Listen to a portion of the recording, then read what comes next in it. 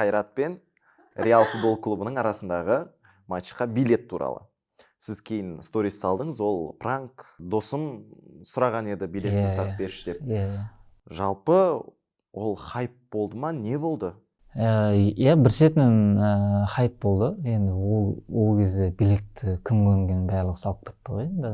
Сонымен бір шетінен активность көтеру мақсатында болды. Екіншіден поддержка ретінде жаңағыдай бір құрбым бар тұғын, билеттер сатып жүрген. Сонымен прайс дейді ғой, прайс жазып жүріп, просто скрин жасадым да, өзім историяма салған болатын.